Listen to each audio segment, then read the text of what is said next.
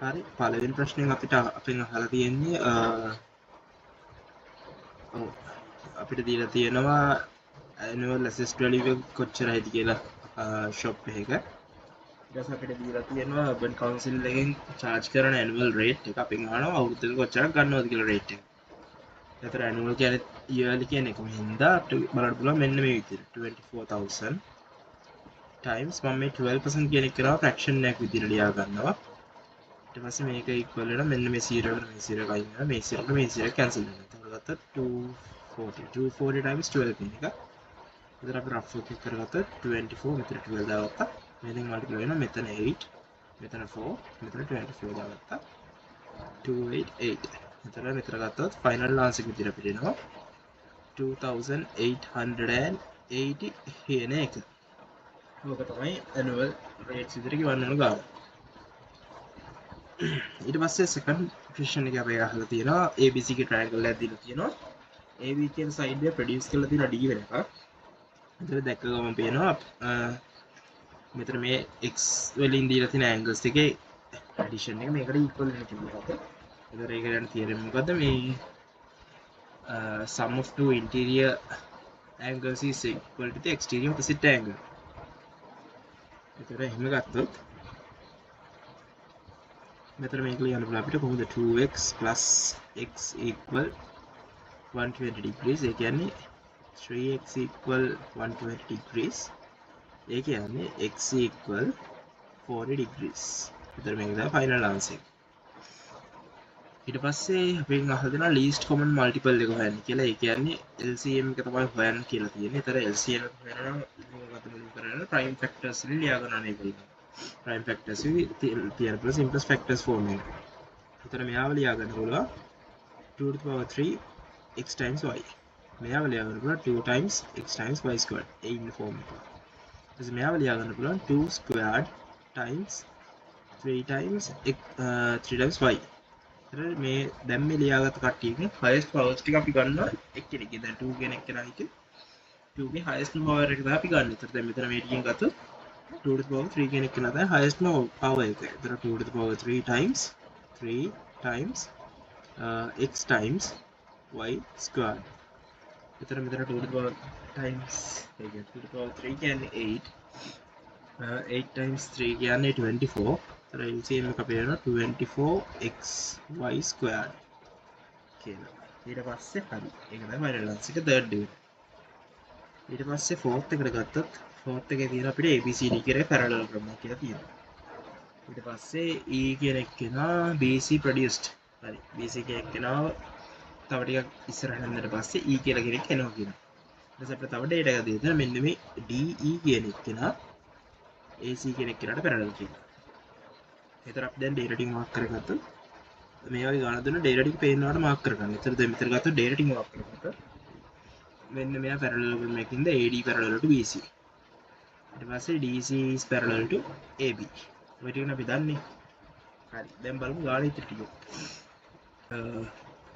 Name 3 triangles in this figure that are of area equal to the area of DCE. මේ DCE මෙන්න මේ triangle එකේ area එකට සමානයි.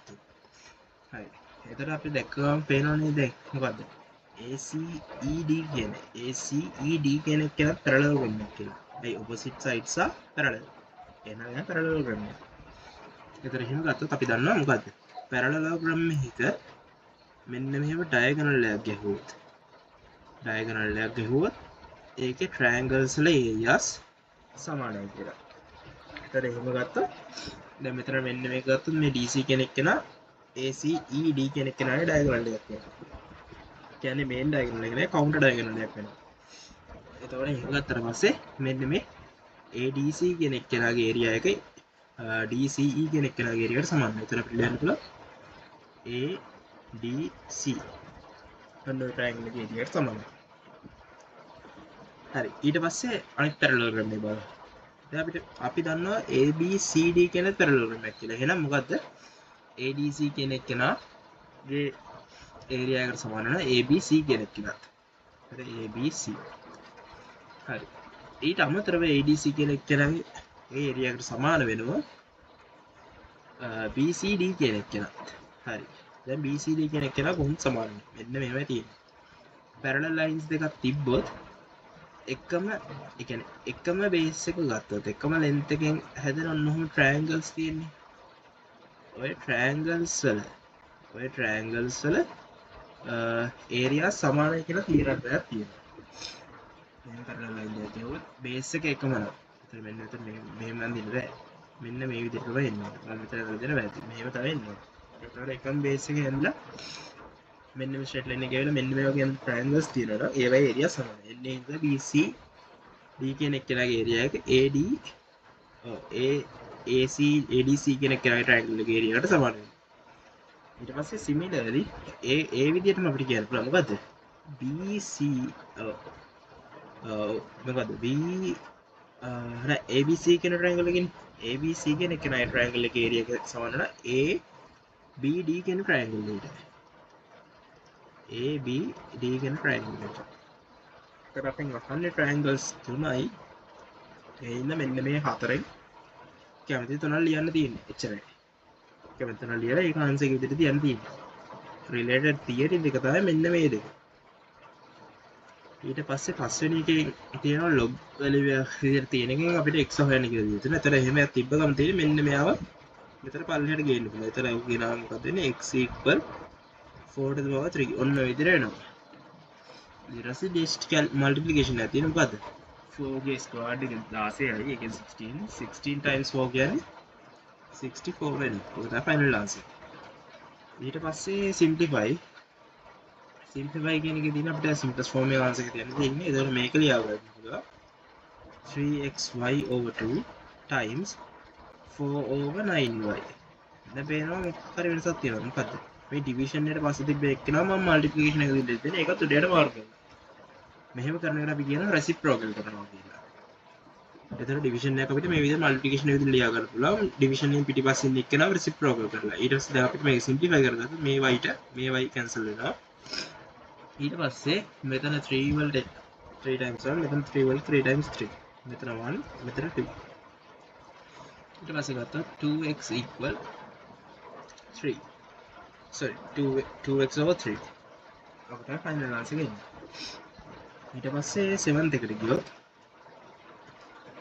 7th එකේ කියලා තියෙනවා ABCD කියලා points ටිකක් circle එකකට තියෙනවා මේ figure එකේ දීලා තියෙනවා. අපිට දැන් පේනවා මොකද්ද? figure එකේ circumference එක උඩ මේ points හතර තියෙන්නේ කියලා. ඒතර මේ වගේ ABCD කියන coordinate වලට අපිට නමක් දෙන්න පුළුවන් මොකද්ද? cyclic quadrilateral එකක් කියලා. cyclic quadrilateral එකේ properties තියෙනවා. මෙන්න මේ opposite angles interior opposite angles supplementary කියලා කියන්න පුළුවන්. ඒ කියන්නේ එක add කරලා ඊට පස්සේ 180 degrees වෙනවා. ඊට අමතරව exterior opposite angle එක equal වෙනවා කියලා කියන්න පුළුවන්. එතන දැන් මෙතන ගත්තා අපෙන් අහන්නේ CBE. මෙන්න මේ CBE කියන එක කරා තමයි අහන්නේ. එතකොට මේක ගත්තා වෙනවා CBE කියන්නේ ADC කියන එක්කෙනාගේ exterior opposite angle. එතකොට මෙයා equal වෙනවා මෙන්න මේ ADC කියන එක්කෙනාට. අපිට තව data එකක් දෙන්න මොකද්ද AB is parallel to CD. එහෙනම් alternate angles එක අපිට කරලා මෙන්න මෙතන angle එක 45 degrees කියලා.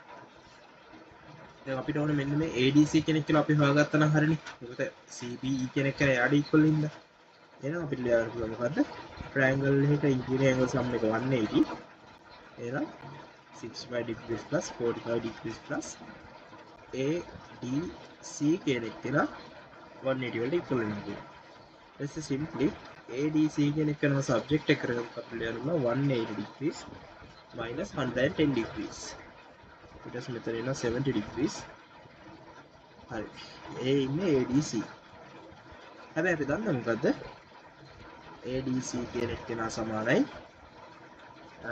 CBE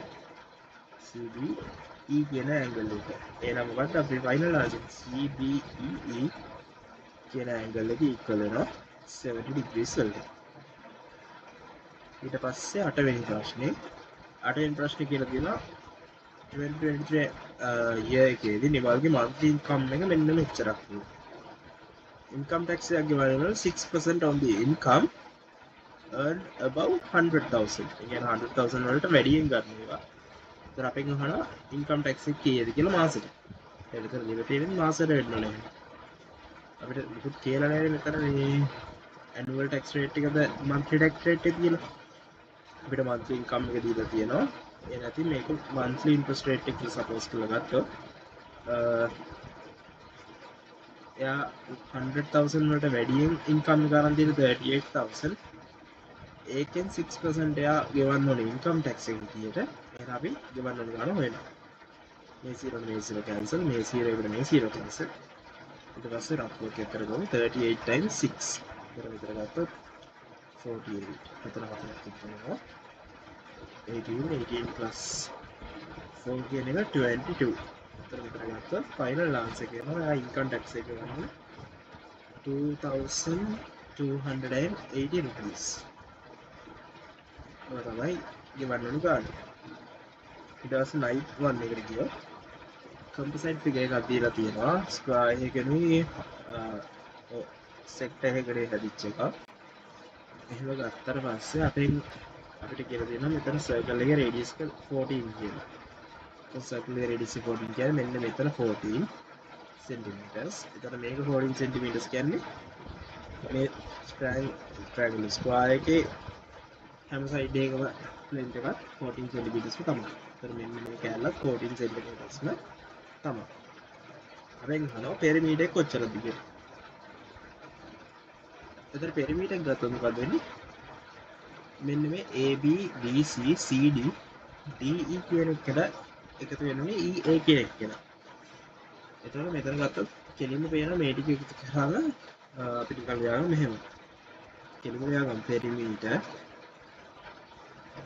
perimeter කියන එක නා equal වෙනවා 14 times 4 plus ඊට පස්සේ දිනවා මෙන්න මෙතන AE length එක කොහොමද පැහැදිලි arc length එක අපිට ගන්න පුළුවන් 2πr 5 කියන එක න අපිට පේපරේ උඩින් දීලා තිබ්බා 22ට 7 ඒ කියන්නේ 22/7 කියලා assume කරන්න කියලා. ඒතකොට 22/7 r කියන එක න 14 times center එකේ තියෙන angle එක ගන්න. ඒතකොට center එකේ තියෙන angle 45 degrees over 360 degrees. ඕක තමයි arc length එක වෙන්නේ. ඉතල මේක සිම්ප්ලිෆයි කරාම විතර එනවා අපිට 14 times 4 එක අපිට එනවා 56 කියලා. ඊට පස්සේ මෙයාම සිම්ප්ලිෆයි කරොත් මෙතන 7 times 1 7 times 2 මෙතන 90 වලට 45 දෙකයි. එතකොට මෙතන 90 ඒවා හතරක් තමයි 360 කියන්නේ. එතකොට මෙතන එකයි මෙතන 8යි වෙනවා. මෙතන මේක මෙතන 4 මෙතන කවල 1 දාන්න පුළුවන්. මෙතන 2 times 2 මෙතන 2 times 1 මෙතන 2 times 1 මෙතන 2 times 11 මේකට 11 add වෙන්න වෙයි. එතකොට final answer දෙනවා 67 centimeters කියලා එනවා. හරි ඊට පස්සේ 10 වෙනි එක find the equation of the straight line that passes through these points 0 2 කියන එකයි 1 5 කියන එකයි. එතකොට හරි අපි ලියා ගන්නනේ ඒ කියන්නේ equation එක y = mx + c ආකාරයෙන් මෙන්න මේ type එක තමයි ලියා ගන්නවා. මෙහෙම ලියනවා අපි මොනවද කරගන්නේ m දැනගන්න ඕනේ c දැනගන්න ඕනේ. එතකොට මේ දෙක හොයාගත්තා නම් හරිනේ. එතකොට c කියන එක නම් අපිට straight forward මොකද්ද? x0 වෙයිදී y ගේ coordinate එකනේ. ඒක මෙතන තියලා දීලා ඉන්නේ මොකද්ද? c = 2 කියන එක අපිට පේන්නම තියෙනවා. m කියන එක කියලා ඒ කියන්නේ gradient එක අපිට ගන්න පුළුවන් කොහොමද? y1 - y2 over x1 - x2 කියන එක. එතකොට එහෙම ගත්තොත් මෙතන y1 y2 වලට කැමති කෙනෙක් දාන්නේ කියන y1 x1 කියන්නේ එකම point එකේ coordinates වෙන්න ඕනේ. එතන මෙතන y1 ගන්න එක්කෙනාගෙම එයාට අදාළ x1 තමයි මෙතනට එන්න ඕනේ. ඕන කෙනෙක් පාවිච්චි කරන්නේ ඒක අවුලන්නේ මයිනස් આવොත් ඒක මයිනස් උඩයට කැපිලා යනවා. එතකොට මෙතන ගත්තොත් මම ගන්නවා simplification එකේ ලේසියට 5 - 2 කියලා. ඉතින් යට එනවා 5 ගේ x value එක එනවා මෙතනට 1 2 කියන එක්කෙනාගේ අදාළ x value එක එනවා 0 කියලා. ඉතින් මේක ලියාගත්තොත් කොහොමද එන්නේ? මෙතන bracket එකක් දාගන්නවා. මේක දාගන්න ඕනෙම නෑ අර මම පොඩ්ඩක් ක්ලැරිටි එකකින් හින්දා දාගන්නවා එතන 5 - 2 කියන එක කරා 3 over 1 කියන 3 ම තමයි එතන අපි gradient එක හොයාගත්තා එතන මේක අපිට ලියා ගන්නවා y equal 3x plus 2 කියන එක කරා තමයි equation of the straight line which passes through these 2 points අන්න ඒවයි තියෙන්නේ